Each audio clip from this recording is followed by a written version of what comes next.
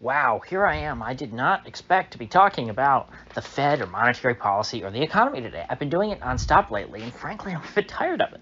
But wow, it's just we keep having these landmark days, and I can't ignore them. We had inflation news yesterday, and today we've got Jerome Powell turning up the doom porn to 11.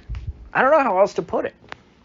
Powell is speaking in ways that I never would have imagined. Frankly, I mean, yes, he's definitely toned down, but he's saying things that I agree with, that I think sound reasonable.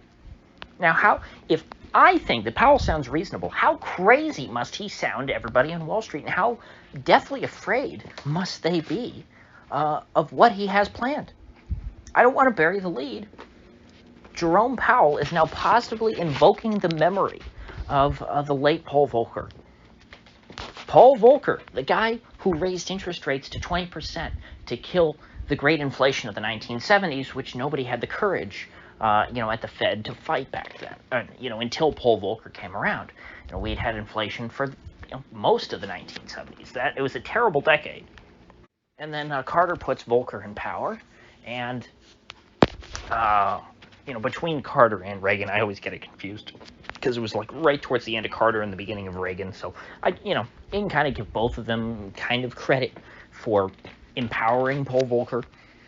But at the end of the day, he's the only Fed chairman who I've ever praised, who I ever would consider praising. And then here we have Jerome Powell saying, you know what, Paul Volcker, he had to do things that were tough in his day, that were unpopular, but today we recognize Paul Volcker did the right thing.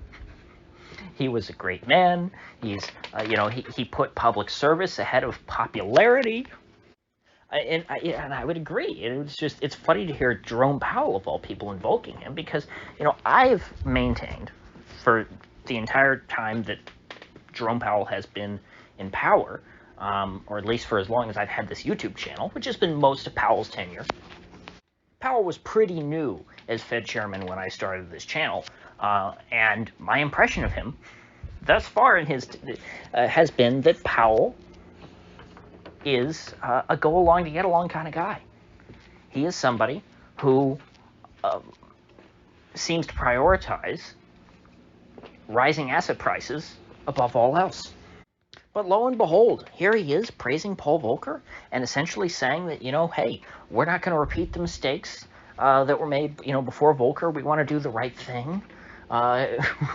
We might have to do similar things. I mean, these are the words that Powell's not hiding the ball here. He's not, he's not invoking the name of Paul Volcker for no reason. He's not speaking highly of the man for no reason. At the very least, what Powell is trying to do is set the expectation that he's willing to go that far. He essentially said he is determined to get inflation back down to 2%. And considering we're at 8.3%, and hey, the media yesterday was trying to do Powell a favor in spinning inflation and saying, hey, look, inflation, it's 0.2% below what it was the month before. It was only 8.3%, and in March it was 8.5%. Clearly, this means that inflation's leveling off. We're getting back to normal. It's all going to be fine. And then Powell comes out and he says, no, he invokes Volcker. And he says, you know what, Volcker did the right thing. And it wasn't popular at the time. But, in the medium to long term, that's what he was thinking about. Hey, what's going to be best for us in the medium to long term, even though it's going to be painful in the short term? And Powell said this. He said, you know what, yeah, we're going to experience some pain.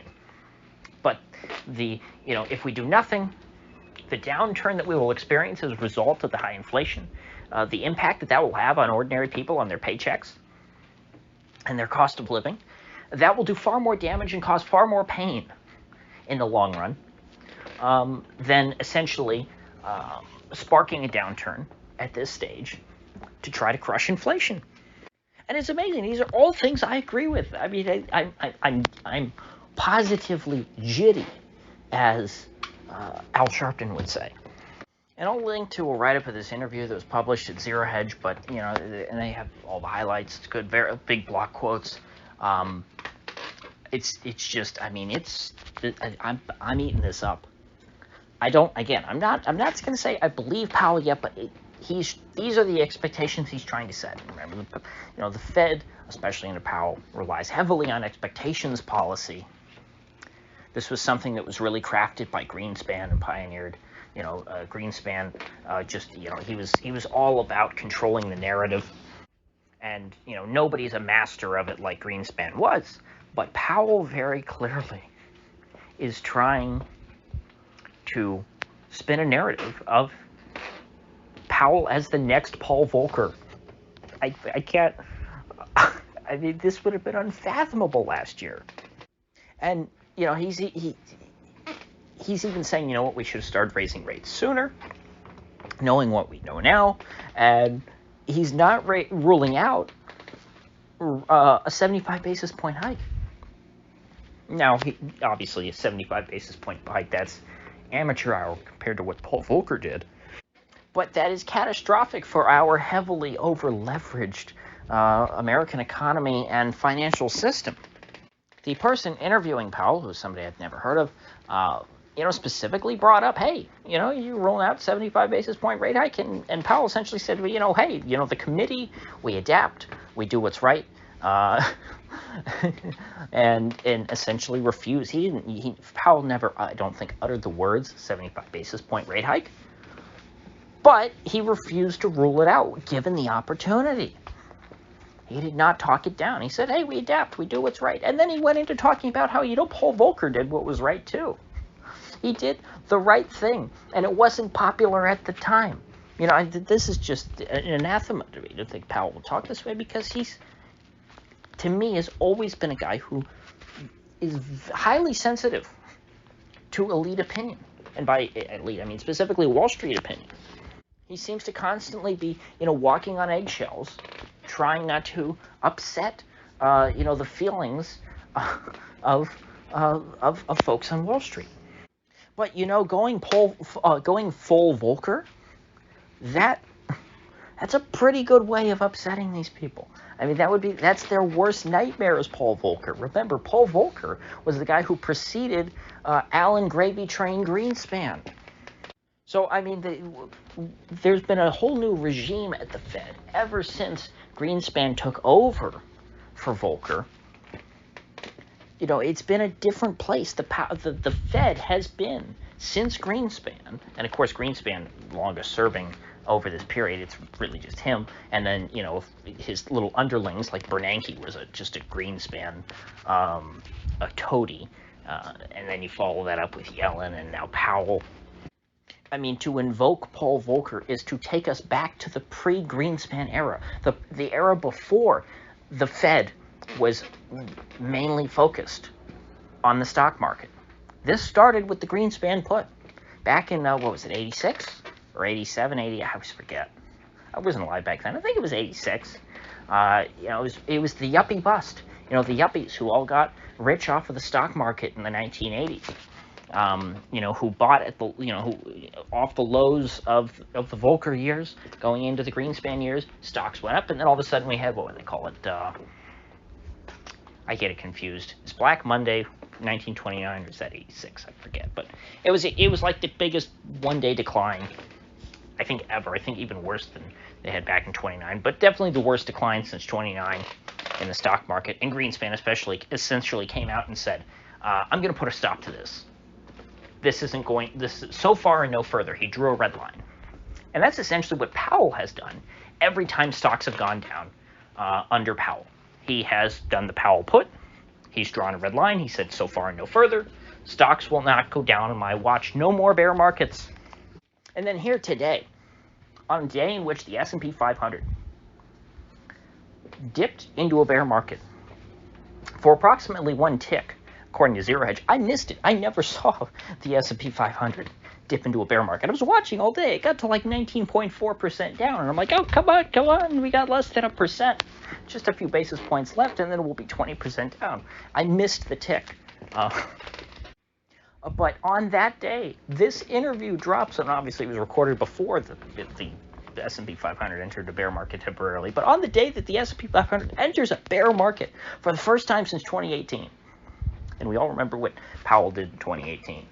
when the S&P 500 was in a bear market for 15 minutes. These, of course, are both intraday bear markets, so they don't really count because the market didn't close with the S&P 500 in a bear market ever. At least not, under Powell. But on this day, Powell comes out and he drops this, and he invokes Paul Volcker. This is a monetary nuke in terms of expectations policy. Now, obviously, he hasn't really jacked up rates. We still have deeply negative interest rates in this country. If inflation is 8.3% and the 10-year is yielding, what is it, down to like 2.75 or something, it's plummeted. Even mortgage rates are negative in real terms. You have a negative real rate on your mortgage because inflation is 8.3%, and mortgage rates have gone up quite a bit. But I think they're probably still in the fives. I haven't checked recently, but probably around there. It's moving very quickly, so I can't keep up with all of these numbers. So this is huge. I don't think that Powell, if he had any plans of walking this back like tomorrow or next week, he wouldn't have put out this interview. He would have equivocated. He would not have given a whole speech on how much he admires Paul Volcker and how Paul Volcker did the right thing. That's not what you do if you plan on flip-flopping anytime soon, if you're leaving that option open. So what this tells me is tomorrow, most likely, it'll most likely be tomorrow, the S&P 500 will enter a bear market. It will close Friday, going into the weekend, in a bear market. I told you it could very well be this week. It looks like it's going to be this week. It wasn't today. We got one tick, according to Zero Hedge. One tick. Tomorrow, we'll probably be there after what Powell said today. It's insane. Unless the Fed comes out, and for some reason, this would be a public relations nightmare. If the Fed sends out like 10 Fed speakers tomorrow and says, no, what Powell said is totally stupid. No, oh my gosh, we would never hike 75 basis points. We hate Paul Volcker. He was a stupid person. Paul Volcker raising interest rates back then had nothing to do with getting inflation back down. Inflation's totally transitory. We're not worried about it. In fact, we're considering a rate cut. By the way, I'd be very concerned about what this means for the bond market. The bond market, unlike stocks, which are more volatile, this bond market has never entered a bear market since Greenspan took over, since Volcker left. Volcker's crusade to slay the inflation dragon marked the bottom for the bond market. And ever since then, it's been straight up. Pretty much straight up. Now, it's not like Paul Volcker put bonds into a bear market. Bonds were trash for pretty much most of the 1970s. Nobody was buying bonds because they had negative yields. And the U.S. government didn't have that great of a reputation. But I can't help but look at what Powell's doing and see how he's talking and say, you know what? These rate hikes, they might not be the greatest thing for the bond market. Because higher rates are going to push a lot of folks to default. I mean, it's just math.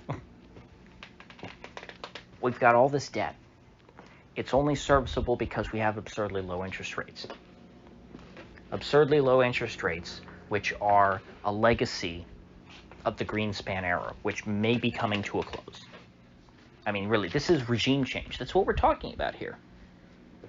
Every person at the Fed itself was completely rebuilt by Greenspan into a machine for generating asset value inflation. And now that we're finally seeing real consumer price inflation, it's noticeable.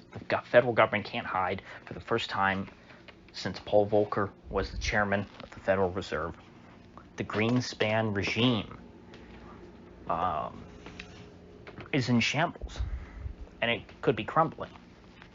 And so this giant 40-year bond bull market this giant 40-year debt bubble may very well have to burst. And the only way that that happens is folks default. There's no other way around it. If interest rates go up to fight inflation, if Powell is even remotely serious about what he's saying, I'm not saying he's going to take interest rates to 20% like Volcker did. If he takes them to 5%, 1/4 of what Volcker did, that's apocalyptic. Okay? So keep that in mind. And if inflation is at 8.3%, how are you going to get that down without touching rates further? Powell's made it pretty darn clear. They're going to keep hiking. And Powell's the kind of guy who doesn't like surprises. He tries to prepare Wall Street for what he's going to do. I will give him, I guess, credit for that. I don't give Powell credit for much, but I can give for that. I mean, he's not as manipulative or dismissive, I think, as Greenspan. I don't think that he has the skill for it, frankly. I mean, Greenspan was a manipulator. That was one of his greatest skills. And Powell, while he is still mired in that opacity of the Greenspan regime, I do think that in his heart, he thinks of himself as transparent. He's not the same breed of salamander as an as a Ben Bernanke, for example. I almost say Greenspan again. Ben Bernanke relished in what's the term I'm looking for? Deceiving people. He's an underhanded, corrupt snake. Powell, at least, again, I'm not saying that he lives up to this, but I think in his own head, he really does think of himself as a public servant. I think he's delusional, but I do think that he has somewhat good intentions. I've never doubted his intentions. What I've said is that the people around him warp his sense of reality, and I think that he's detached from reality. But at this point, reality is becoming so obvious that I think it's reaching even him. And so if he can see the reality of inflation, that might be very well something that bothers him. And that's what he's saying. For the longest time, he said inflation's transitory, I don't think we need to raise rates. And he stayed true to that. I took him seriously. And I think I thought the whole time, I didn't doubt him. I thought he believed that he really believed, oh yeah, we're not going to worry about inflation. We don't want to kill the stock market.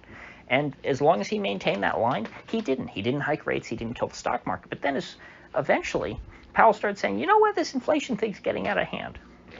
And he started to change slowly. It wasn't overnight. And eventually, they did that first rate hike, and then a second. And now Powell's sounding more hawkish than ever. There's no way, if you're at the Fed, these people, they carefully craft their statements. Everything's scripted with them. You never invoke the name of Paul Volcker in the context of your present situation unless you absolutely mean it. Because everyone on Wall Street knows what his name means. When you talk about Paul Volcker, most of the time, if you're someone at the Fed, you're talking about it in the context of that past era. That was a dark time, and Paul Volcker did what needed to be done. But here's Powell talking about Volcker in the context of our present situation and comparing himself, although subtly, comparing himself to Volcker and saying how he admires him as a Fed chairman. Remember, these guys have the same job. So when he's talking about these things that he admires in Volcker and how he thinks Volcker made the right decision, that's him saying, you know what, I'm going to probably make a similar decision. At least that's what he's trying to convey to us. Now, maybe he doesn't plan on fully going through with it. But the Fed has operated for a long time on the basis of credible threats. The Fed was able to bid stocks up and real estate up for years based on credible threats. Now, They're bringing the whole house of cards down, threatening to take away everything that they've given. When Powell says that he knows there will be pain, that's not him saying, hey, I think that last quarter's negative GDP print was a fluke. That's him saying, we're feeling a little bit of pain and we're going to feel a lot more, but it's less pain than we would feel if we continued to let inflation run unchecked. And you know what? Maybe in a couple of years, I don't want to get ahead of myself, but I love redemption stories. Maybe in a couple of years, I'll be able to look back and say, you know what? Powell wasn't such a bad guy after all. He was dense. He was slow to react. But at the end of the day, he did the right thing. I hope I can say that. Because, people forget. If Paul Volcker didn't get into the Federal Reserve and raise rates on day one, he didn't. I should actually look up how long it was before Volcker did that. And when he did, he was hauled in front of Congress. And I remember this great watch. I should go back and watch those tapes of him getting grilled by Congress. Oh my gosh, you're destroying the economy. What are you doing? Oh my God, you're raising interest rates are high. Mortgage, blah, blah, blah. And he just sat there chomping on his cigar, 100% confident in what he was doing. I don't think that Powell is a man with that kind of character who could do that. I don't think he could pull off that same thing he was all in front of him. I think that he would shake like a leaf if pelted by members of Congress with questions like Volcker faced. But the way Powell is talking right, again, talk is cheap. But, not so much when you're a Fed chairman. Your words are pretty expensive. Your words move a lot of money. So, with that said, I think that it's hard to deny at this point. Powell doesn't realize how fragile this system is. I think that he believes at this point, in his heart of hearts, that he potentially can be the next Paul Volcker and save the day. But what have I said on this channel repeatedly? What has Peter Schiff said, for much longer than I've been in this game? What Volcker did could not be accomplished today. Volcker did what he did in a time when the United States had a much healthier economy fundamentally, where the federal government was far less indebted, when everyone in America, when corporations were far less indebted. And that's why he was able to get away with that. But we can't absorb that now. The system is too indebted. We will collapse. Powell can get maybe to 1.25%. But, look at where we are now at 75 basis points. All hell's broken loose. Stocks are going first, but stocks, when you're in an asset bubble-driven economy, stocks are a leading indicator. The stock market is not going to crater 20, 30% and have the real economy on a relative basis recover. If we were down 1.8%, I think it is, GDP in Q1, Q2 is going to be worse looking at the stock market. The stock market matters. The wealth effect matters. These were all tools that the Fed used to levitate our economy, to jack it up, to make it look healthier than it was. And what we're seeing now is the deflation of America's augmented economy. I almost made a vulgar analogy. Maybe some of you can imagine what I meant, since I still did use the word augmentation. But I don't think that that's warranted in this context. It's a serious situation. This is economic history in the making. It's just American history in general. This is a sea change. So with that said, I will see you folks back here tomorrow.